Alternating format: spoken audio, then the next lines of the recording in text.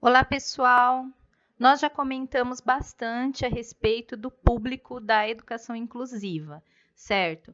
Nos próximos slides, eu vou dar orientações específicas de como proceder com cada uma das deficiências e as síndromes mais comuns na escola.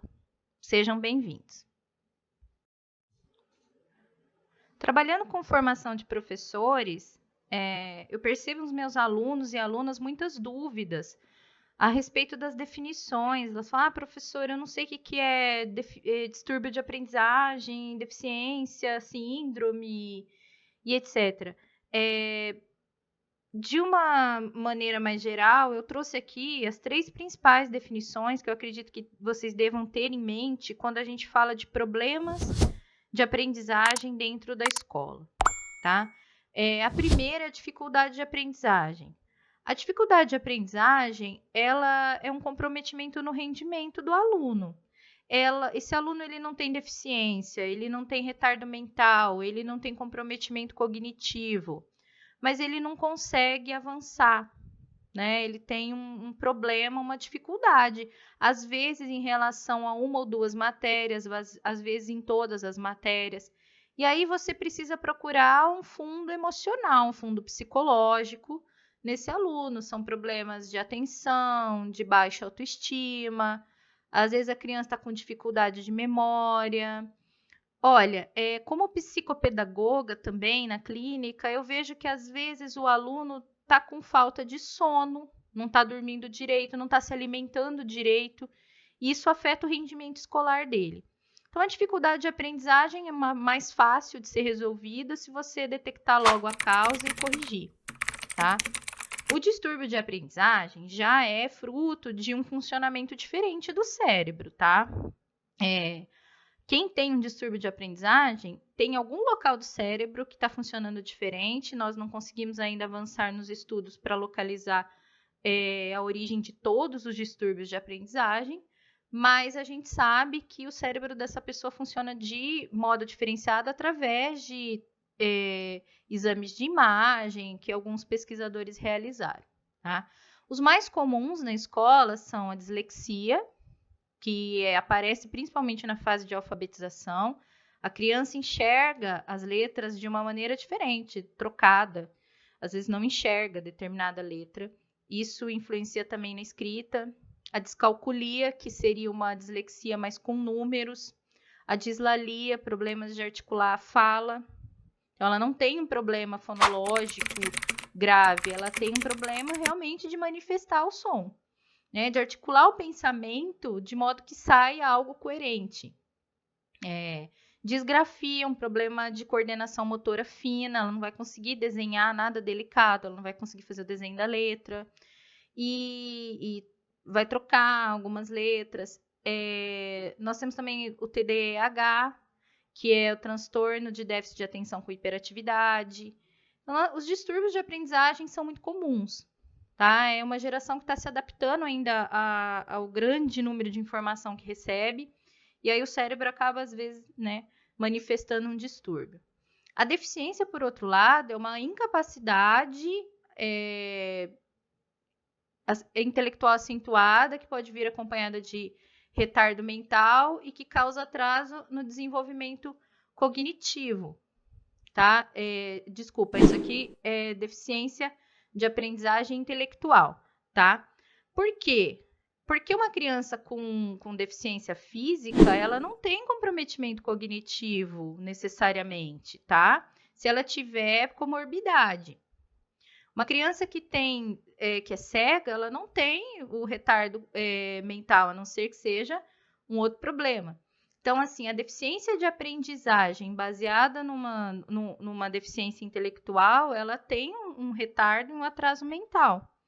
Então, nesse caso, é um problema mais difícil de ser resolvido, mas que tem como ser resolvido.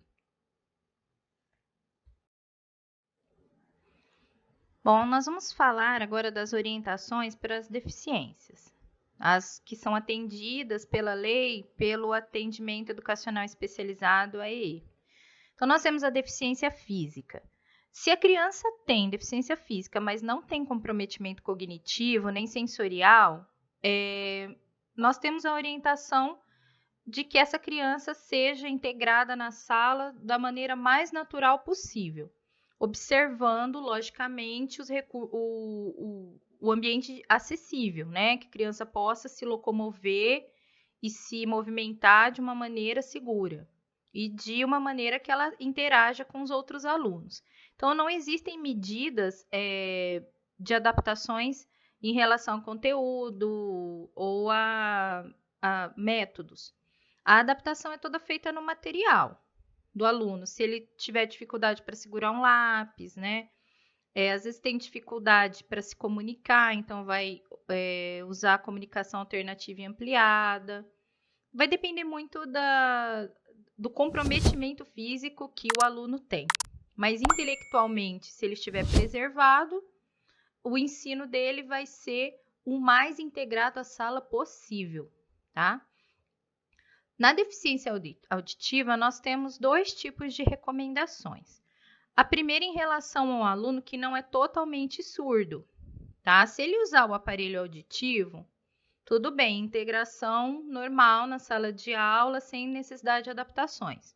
Se ele tiver o comprometimento auditivo e não usar o aparelho, então ele não ouve bem, esse aluno precisa ficar perto do professor para que ele ouça bem o que o professor está explicando. O professor precisa ficar atento para ver se o aluno entendeu, senão ele vai ter que chegar mais perto desse aluno e explicar novamente para esse aluno as partes em que ele não conseguiu ouvir novamente. Para isso é fundamental que o professor mantenha a sala controlada, para não ter excesso de barulho, que vai prejudicar esse aluno com deficiência auditiva de entender o que o professor está falando. No caso do aluno surdo, ele vai precisar de um intérprete de Libras, para que esse intérprete traduza o que o professor está falando em Libras para o aluno. Ele precisa frequentar o AEE para que ele aprenda a língua de sinais, para que ele seja alfabetizado em língua de sinais. Esse aluno precisa ser bilíngue, tá? Ele precisa ser alfabetizado em Libras e em língua portuguesa, para que tenha esse recurso de usar uma e outra quando for necessário. Se você tem um aluno surdo, professor, cobre da escola o intérprete de Libras e cobre atendimento educacional especializado para esse aluno. É um direito dele e, às vezes, você vai ser a única voz desse aluno na sociedade. Às vezes, os pais nem sabem desse direito. Então, o professor precisa cobrar esses direitos do aluno para que ele tenha uma aprendizagem plena. No caso da deficiência visual, nós temos 2 casos também. A orientação para quem tem baixa visão é que o aluno fique perto da lousa onde o professor está passando o conteúdo e perto do professor, para sempre estar tirando dúvidas. O material dele tem que ser ampliado, então ele deve ter as lentes, né, as lupas, para aumentar. Caso o aluno seja cego, o material precisa ser em braille, para que o aluno possa ler.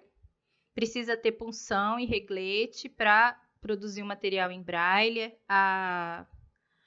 O aluno precisa ter acesso ao AE, porque as salas de AE costumam ter a impressora em braille, então o professor pode mandar o documento para ser impresso em braille, né, os conteúdos da aula. E nós temos também o DOSVox, que nós já citamos nos slides sobre softwares, que é muito mais prático. Se o aluno tiver um notebook, ou a escola tiver um notebook para emprestar para o aluno, esse programa vai fazer todo o trabalho de sintetizar a voz humana, e ali o aluno vai trabalhar os seus textos, as suas tarefas, o professor vai poder olhar, observar como está o desenvolvimento destas. É muito mais prático. Além dessas deficiências, nós temos a deficiência intelectual, que é um caso mais delicado. Por quê? Porque a deficiência intelectual vai variar muito de aluno para aluno. Ele pode ter um retardo mental leve, um comprometimento cognitivo leve E aí a tarefa do professor é mais simples, porque ele vai adaptar minimamente o conteúdo para que aquele aluno consiga aprender, consiga acompanhar a sala. E aí, em conjunto com o atendimento educacional especializado, esse aluno pode progredir muito bem. Isso acontece muito com quem tem síndrome de Down. Existem muitos casos de Down que são super funcionais.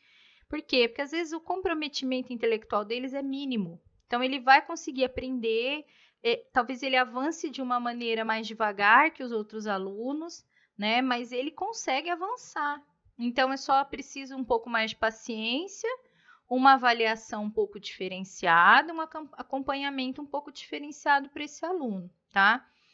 Mas existem casos em que o comprometimento intelectual é muito mais grave, o retardo mental é mais severo, a criança tem menos contato com a realidade, porque a comunicação dela fica afetada, o discernimento dela fica afetado. Nesse caso, é preciso que se faça um planejamento, professor, em conjunto com família, professor especialista de AE e os outros professores desse aluno, tá? Se você é o único professor desse aluno, você vai pedir a coordenação para ajudar nesse planejamento. Porque é um planejamento mais delicado, porque é um planejamento que vai levar em conta a estabilidade física da criança, a saúde da criança. Quem tem um comprometimento intelectual muito severo acaba tendo problemas emocionais mais graves, porque acaba tendo muitos problemas de saúde. Então, nesse caso, não existe uma fórmula, não existe uma orientação específica para eu dar para vocês, porque vai precisar avaliar o quadro clínico do aluno para você estabelecer as potencialidades desse aluno e as limitações dele. Lembrando que essas também podem variar ao longo do ano, tá? Mesmo caso para deficiências múltiplas, não existe uma fórmula. Existe criança que tem deficiência intelectual, retardo mental severo, surdez, cegueira. O ensino dessa criança é muito delicado, tá? Existem alguns casos até que se recomenda que a criança, em alguns dias, não vá à escola, que ela fique em casa porque vai comprometer a saúde dela. Então, esses casos, é preciso que o professor esteja em contato com a família, porque a família vai servir de ponte para o pediatra, para o neuro, né, para o psicólogo do aluno, o psicopedagogo. É preciso que o professor tenha contato com o professor de AE, porque esse professor é especialista em deficiências, né, vai poder ajudar. Tudo isso, todo o seu planejamento é baseado num diálogo com os outros profissionais que atendem um aluno. Então, as minhas orientações em relação à deficiência intelectual mais severa e deficiências múltiplas Olá, é essa. peço desculpas por interromper sua aula por um breve momento, mas tenho algo importante e vantajoso para compartilhar com você. Se você está gostando desta aula, tenho uma ótima notícia. Agora você pode levar sua experiência de aprendizado para o próximo nível fazendo sua matrícula em nosso site. Ao se matricular, você terá acesso exclusivo a uma série de benefícios. Primeiro, você pode baixar a apostila completa do curso em PDF, perfeita para acompanhar as aulas e revisar o conteúdo sempre que precisar. Além disso, ao concluir o curso, você terá a oportunidade de adquirir um certificado de conclusão, um grande passo para o seu desenvolvimento profissional e acadêmico. E sabe o que mais? Ao assistir às aulas diretamente em nosso site, você terá uma experiência de aprendizado sem interrupções ou propagandas. Isso significa mais foco e eficiência no seu estudo. Então, não perca essa chance. Clique no link na descrição deste vídeo ou visite nosso site para se matricular agora mesmo. É rápido, fácil e vai transformar a maneira como você aprende. Agora, vamos voltar à aula. Obrigado por sua atenção e nos vemos no site. Deficiências múltiplas é essa, que o professor mantém o maior número de contatos possíveis, que ele estabeleça uma rede de apoio para ele, porque sozinho ele não vai conseguir elaborar um plano de ensino para esse aluno. Um plano de ensino eficaz, no caso. Eu vou abrir um parênteses aqui para falar dos problemas de fala, porque várias deficiências causam problemas de fala, o autismo apresenta problemas de fala às vezes, e existem algumas diferenças, né, nas definições. Por exemplo, muitas crianças têm atraso na fala. Isso pode ocorrer por problemas físicos, né, no aparelho fonológico, neurais ou sociais, como falta de estímulo. Então, é muito importante que, se os pais perceberem que a criança não está desenvolvendo a comunicação, que procure um fonoaudiólogo para que ele possa investigar se isso é normal, se está dentro do padrão ou se há um comprometimento físico ou neural daquela criança. E aí ele vai auxiliar os pais no tratamento. É muito comum que as crianças tenham ritmos diferentes para aprender a falar. Mas se ela começa a frequentar a escola e não consegue estabelecer uma comunicação, os pais precisam tomar algum tipo de providência, porque, como eu já disse, sem comunicação não tem aprendizado. Aí nós temos duas dificuldades, a disartria e a anartria. Na disartria, a criança ela quer falar, ela consegue estabelecer o pensamento de forma coerente, coesa, mas ela não consegue transformar aquilo em som. Falta articulação para ela na pronúncia das sílabas, na pronúncia das letras, ela demora para concluir uma palavra ou frase, e aí ela tem um problema naquele aparelho fonológico. O cérebro está bem, está produzindo a frase, mas o aparelho fonológico dela não está conseguindo articular corretamente.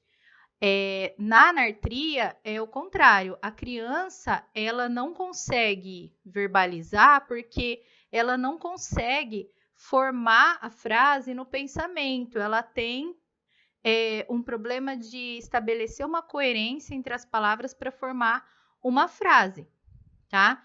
Então ela fala muito pouco, muito pouco. Na gagueira, também um problema físico, mas relacionado ao emocional, a criança trava na pronúncia de sílabas e de palavras, tá? Pode ser por questões emocionais, porque quanto mais nervosa e ansiosa, mais a criança vai gaguejar. E também ter algum comprometimento físico. Todos esses problemas de fala têm que ter orientação de um fonoaudiólogo. Às vezes vai necessitar o apoio para o tratamento de um psicólogo, de um psiquiatra, porque às vezes tem que tomar medicação para ansiedade, não tem jeito, principalmente se for uma criança maior ou um adolescente, tá? E também o psicopedagogo que vai desenvolver exercícios de reforço para a criança contornar esse obstáculo. Bom, para continuar as nossas orientações, eu achei importante trazer mais algumas definições que causam alguma confusão às vezes. O que é uma doença, o que é uma síndrome, o que é um transtorno. A doença ela deve apresentar uma causa bem conhecida, ter alterações fisiológicas bem estabelecidas, né, manifestações fisiológicas, e possuir sinais e sintomas específicos que a define, tá? Uma síndrome, ela provoca um conjunto de sinais e sintomas que ocorrem ao mesmo tempo e que podem ter causas variadas, assemelhando-se a uma ou várias doenças. Então, ela não como é que vamos dizer assim, a doença ela é meio padrão. Então, você pega uma gripe, a gripe tem lá os seus sintomas específicos. A síndrome não, ela pode ter sintomas de uma e outra doença. Costuma-se denominar também de síndrome uma condição que ainda não tem uma causa bem definida. Igual a gente tem a síndrome de Down. A gente sabe que o Down é uma alteração no par 21, no par de cromossomo 21, né? Vem um cromossomo a mais naquele par. Mas a gente não sabe por que exatamente que em algumas crianças acontece essa alteração cromossômica. E a síndrome de Down, ela causa diversas manifestações, ela tem sintomas variados. Ela pode ter retardo mental, ela pode ter problema, comprometimento da saúde, pode ter obesidade, mas ela não é igual uma doença que necessariamente você pode analisar esse sintoma como algo que vai obrigatoriamente ocorrer, tá? O transtorno é uma condição de ordem psicológico-mental, tá, gente? Que gera comprometimento na vida de uma pessoa e ele pode durar a vida toda. O transtorno do espectro autista, por exemplo, que a gente também ainda não sabe a causa, é um transtorno mental que tem suas 3 características básicas, né? Problema de interação social, padrões repetitivos do autista, fixação em determinados objetos e situações, tá? Então, o transtorno, ele é de origem mental. Eu sugiro o DSM-4 ou 5, que é um manual de doenças mentais, de transtornos, que vai dar a nomenclatura adequada de cada transtorno e os sintomas mais comuns, as características mais comuns desse transtorno, tá? A fonte que eu peguei aqui para pegar essas informações que eu achei mais didática é do Mundo Educação, tem aí embaixo se vocês quiserem consultar. E também aí DSM-5 ou DSM-4, DSM-5 é mais recente. Então, no DSM-5 a gente já não fala autismo, a gente fala transtorno do espectro autista, tá? Recomendo como consulta. Das síndromes mais comuns em sala de aula, nós temos a síndrome de Down. A síndrome de Down vai variar bastante a intensidade dos sintomas de criança para criança, porque a intensidade desses sintomas depende do tamanho do cromossomo a mais que essa criança recebe no par 21, tá?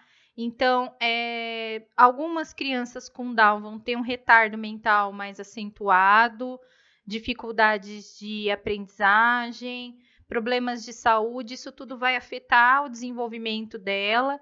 E aí, nesse caso, precisa ser feito um trabalho multidisciplinar, um contato constante com a família, tá? Como nós já frisamos, a importância da comunicação entre as pessoas conforme o comprometimento da criança é mais severo. A síndrome alcoólica fetal, que acontece quando a criança nasce com problemas porque a mãe consumiu excesso de álcool na gravidez. Essa criança pode ter comprometimento cognitivo, pode ter comprometimento físico, e aí também o quadro precisa ser avaliado para que essa criança tenha um planejamento específico para ela. A síndrome de Tourette, ela causa alguns tiques verbais e físicos, e a pessoa tem um desenvolvimento cognitivo normal, mas a professora, o professor precisam ficar atentos à questão social dessa criança, porque senão ela pode ser vítima de bullying, as crianças podem debochar desses tiques, então a integração social dela é o principal foco, tá? A professora e o professor precisam desenvolver algum tipo de projeto na sala para a integração social dessa criança, para que os colegas respeitem a condição dessa criança e para que ela não tenha o quadro agravado, porque quanto mais ansiosa, nervosa a criança fica, mais ela manifesta os tiques. A síndrome de Williams também, que é uma doença genética que causa excesso de socialização da criança, a criança ela acaba não entendendo regras sociais, convenções sociais, na verdade, né? O que fazer e não fazer em determinadas situações, mesmo em adultos, tá? Então, ela vai falar demais, falar em lugares inadequados, falar alto, vai abraçar quando não pode abraçar, enfim. É preciso um trabalho em conjunto com a AE, tá? Com essa criança, para que ela consiga entender minimamente como se comportar socialmente. Às vezes ela pode até incomodar outras crianças com necessidades especiais. Por exemplo, no caso de você ter dentro de uma sala de aula um autista mais severo e de grau mais severo e uma criança com síndrome de Williams, essa criança de síndrome de Williams pode incomodar muito o autista. Então, são problemas comportamentais que vão atrapalhar muito a aula e precisam ser contornados através de projetos paralelos. A síndrome da rubéola congênita, Quando a mãe tem rubéola durante a gestação, isso prejudica a formação da criança.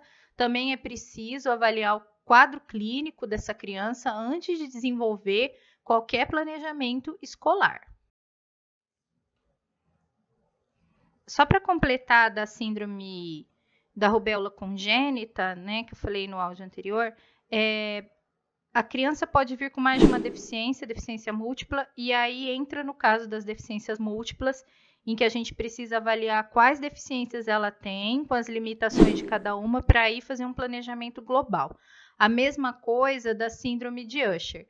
A criança com Usher geralmente tem comprometimento de visão e de audição, chegando a casos em que ela é cega e surda. E aí o desenvolvimento dessa criança, o aprendizado dela é todo tátil. O material todo em textura para que ela aprenda através do contato com os dedos e das mãos, tá? Para concluir nossas orientações, nós vamos falar então do transtorno do espectro autista. A inclusão do autista vai depender do grau do autismo. Asperger, que agora é encaixado no TEA, né, transtorno do espectro autista, ele é um pouco mais leve, tem uma condição de aprendizado bem mais fácil, mas nós temos também autismo de grau severo. E aí eu trouxe aqui um site, RehabMe, que tem um guia sobre a inclusão de pessoas com autismo na escola, tá? Vocês podem acessar esse site, tem esse guia, ele é espanhol, mas ele está traduzido e traz dicas muito importantes sobre a inclusão do autista. Inclusão de autista é troca de experiência, sugiro que procurem o máximo de informações possíveis, principalmente em relação à criança que você vai trabalhar. A gente passa aqui um conhecimento teórico a respeito do autismo, grau de severidade, manifestações, mas cada criança é de um jeito, tá? Por isso que o espectro é muito amplo e é importante conhecer a criança com a qual a gente vai trabalhar, porque todo autista tem suas preferências, tem suas habilidades, a gente precisa conhecê-las para poder fazer um planejamento escolar. É a mesma coisa com altas habilidades e superdotação. A criança pode ter vários tipos de habilidade ou focar em uma habilidade somente. Ela precisa ser motivada, porque o cérebro dela trabalha de uma forma diferenciada. E aí a gente tem aqui, que eu trouxe para vocês, uma pesquisa desenvolvida pela Unesp, tá? Com estudantes com altas habilidades, algumas estratégias para ensinar esses alunos, para motivar esses alunos, para desenvolver conteúdos que estimulem, que desafiem o cérebro desses alunos. E aí, tudo bem? Estou passando apenas para deixar um recado bem rápido para você que acabou de ver essa aula e que gostaria de assistir a todas as aulas desse curso. É bem fácil, basta você clicar no link que está na descrição deste vídeo ou acessar www.novacursos.com.br. Fazendo sua matrícula em nosso site, você terá acesso a todas as aulas desse curso e mais centenas de outros cursos, além de poder fazer avaliação. E caso você queira, poderá estar adquirindo o certificado com um valor bem acessível. Esse foi o recado que eu queria dar, aguardo sua matrícula. Até breve!